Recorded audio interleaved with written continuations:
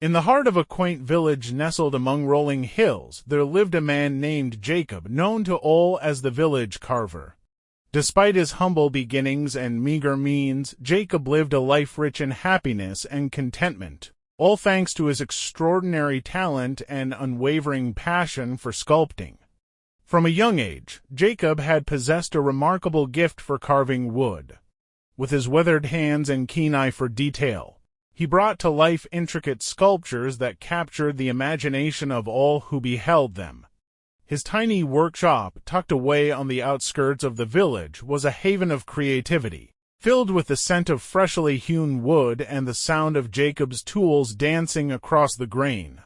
Despite the modest prices he charged for his work, Jacob never sought wealth or fame.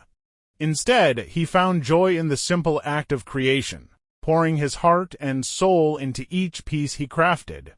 And though he lived in a small cottage on the edge of town, surrounded by little more than his tools and his beloved dog, Jacob considered himself the richest man in the world. But as the years passed, Jacob's health began to fail. Arthritis gnarled his fingers, making it increasingly difficult for him to carve with the precision and skill he once possessed. Despite his best efforts, his once flourishing business began to decline, leaving him with little more than a handful of loyal customers and a stack of unpaid bills.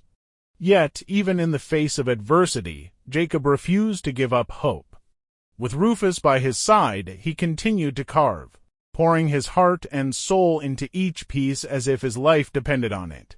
And though his hands may have faltered, his spirit remained unbroken, fueled by the love of his craft and the unwavering support of his community. One fateful day, as Jacob sat in his workshop, lost in thought, a knock sounded at the door.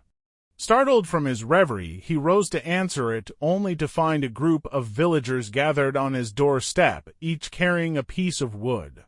"We've heard about your troubles, Jacob," one of them said, his voice filled with compassion. "We've come to offer our help."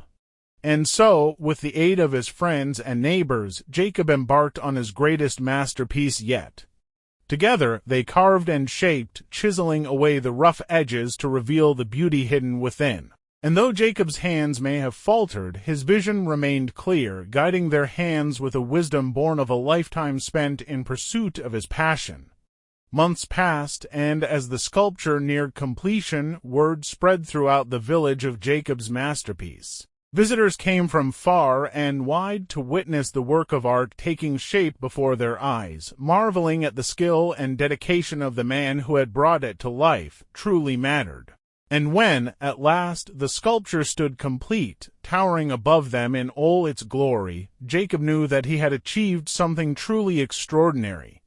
For in that moment, he realized that wealth and fame were fleeting, but the legacy of love and friendship he had built would endure for generations to come.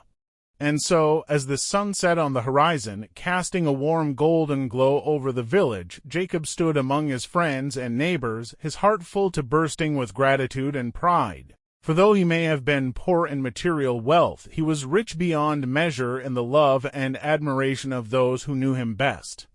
And in the end, that was all that truly mattered.